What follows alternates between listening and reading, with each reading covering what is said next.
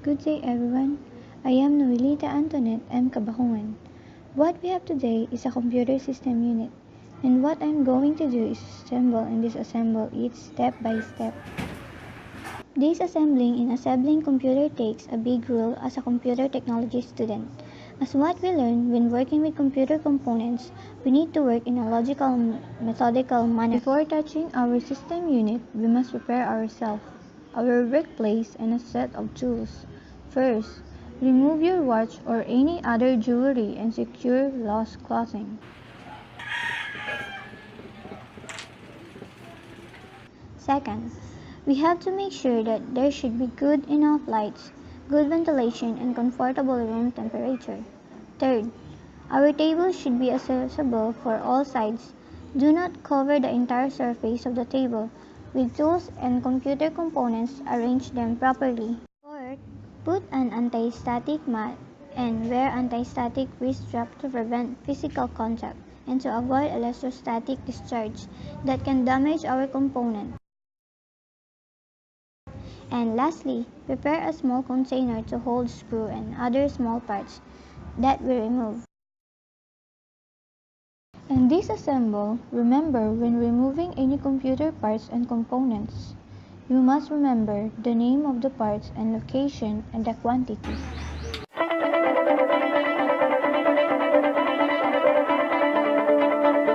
Step 1. Opening the case. Computer cases have different form factors. Form factors refers to the size and shape of the case.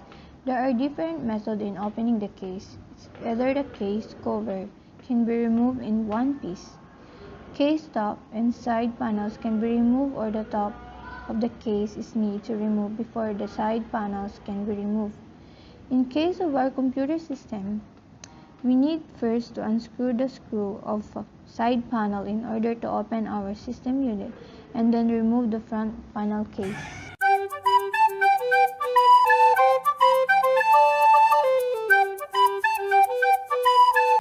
Step 2. Disconnecting all internal cables. When disconnecting internal cables, we need to make sure that we do it in the right way and remember its location. Visualize all the connected cables and start from the upper side of the motherboard, including the cable connected in hard disk, drive, and power supply power connectors. Remove the Molex connector, the 4-pin air-cooled connector, the IDE connector, the 4-pin power connector, the audio card, USB connector, and the front panel connector.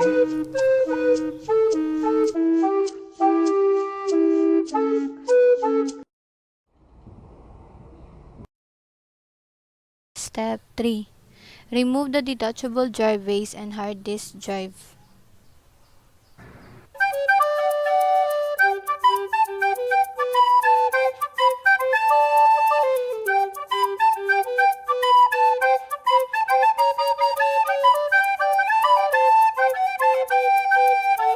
Step 4. Remove the power supply unit. Our power supply unit is mounted in the upper side of our computer case. First, unscrew and remove the power supply lock. Second, unscrew the power supply screw, which is located in the rear panel of our computer case, then remove the power supply unit.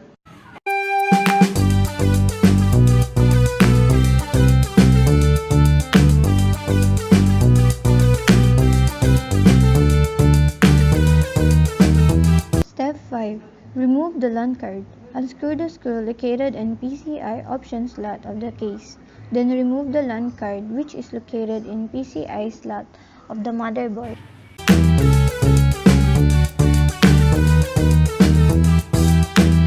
Step 6. Remove the random access memory stick or RAM stick. In removing the RAM stick, which is located in the RAM slot of the motherboard, just simply push both sides of the ejectors and remove the memory stick. Step 7. Remove the CPU fan. Unscrew the CPU fan, which is located in the top of the heatsink. Then remove the fan. Step 8. Remove the heatsink.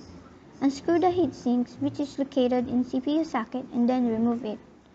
Step 9. Remove the central processing unit or CPU. In order to remove the CPU located in CPU socket, just remove the last holding processor and left processor straight out of the socket.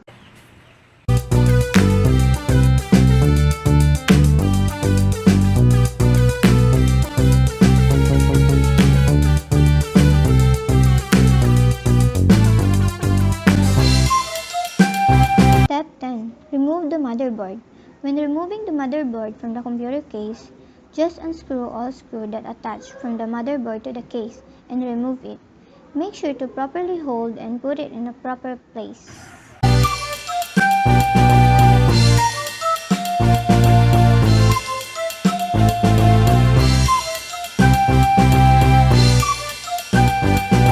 And that's all. We are all done in assembling a computer system unit. And now, what I'm going to do is to assemble the computer system unit. In our assembly, we must start from the last step during the disassemble of the system unit.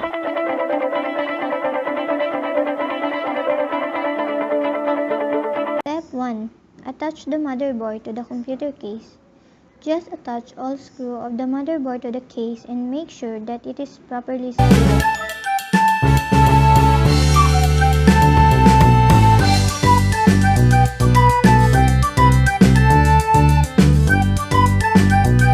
Step 2. Insert the CPU to the CPU socket. Step 3.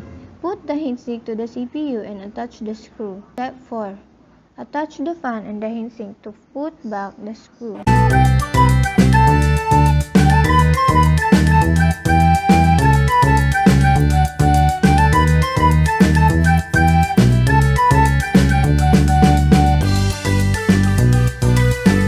Step 5.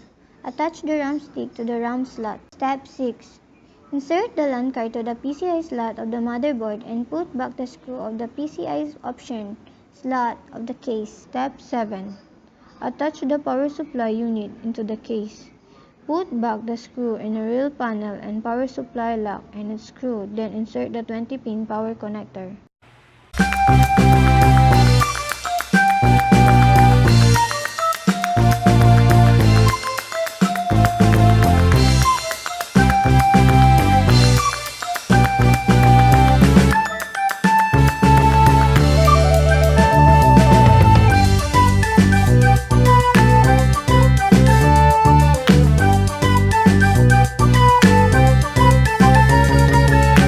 Step 8.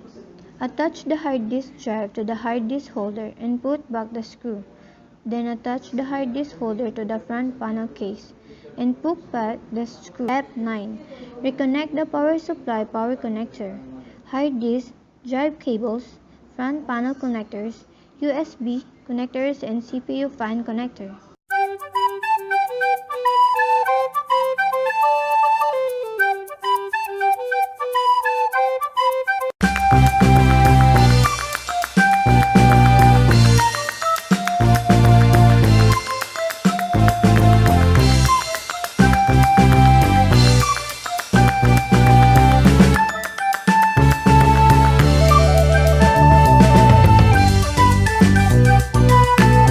Step 10. Attach the front panel case cover and side cover, then put back the screw.